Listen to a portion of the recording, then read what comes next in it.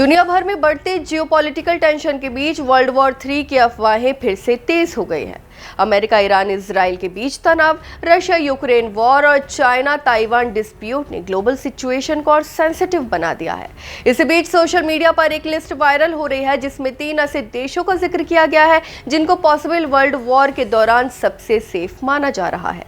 इन देशों में Iceland, Switzerland और न्यूजीलैंड शामिल है। जी हाँ, आइसलैंड को दुनिया का सबसे पीसफुल कंट्री माना जाता है। ग्लोबल पीस इंडेक्स में ये लगातार टॉप पर रहता है। सबसे इंटरेस्टिंग बात यह है कि इस देश के पास परमानेंट आर्मी ही नहीं है। 1869 से आइसलैंड ने कोई स्टैंडिंग मिलिट्री फोर्स नहीं रखी। हालांकि ये नाटो के मेंबर है, इसलिए इमरजेंसी में अलायंस की मदद मिल सकती है। वहीं नॉर्थ अटलांटिक में दूर स्थित आइलैंड होने की वजह से यहाँ डायरेक्ट मिलिट्री अटैक करना काफी मुश्किल माना जाता है। कम पॉपुलेशन और हार्श क्लाइमेट की वजह से भी ये स्ट्रेटेजिक टारगेट नहीं माना जाता। अब बात करते हैं स्विट्जरलैंड की।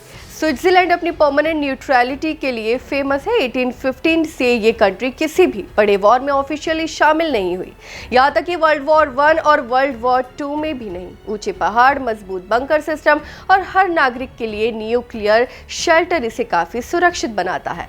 स्विट्जरलैंड की आर्मी डिफेंसिव नेचर की है और न्यूट्रल पॉलिसी की वजह से इसका कोई बड़ा दुश्मन भी नहीं है। वही न्यूजीलैंड भी सेफ कंट्रीज की लिस्ट में शामिल है। साउथ पैसिफिक में लोकेटेड ये कंट्री दुनिया के मेजर कॉन्फ्लिक्ट जोन से काफी दूर है। एग्रीकल्चर में सेल्फ सफिशिएंट होने की वजह से यहाँ फूड क्राइसिस का रिस्क भी कम माना जाता है। इसी वजह से कई एक्सपर्ट्स इसे ग्लोबल क्राइसिस के टाइम रिलेटिवली सेफ डेस्टिनेशन मानते हैं।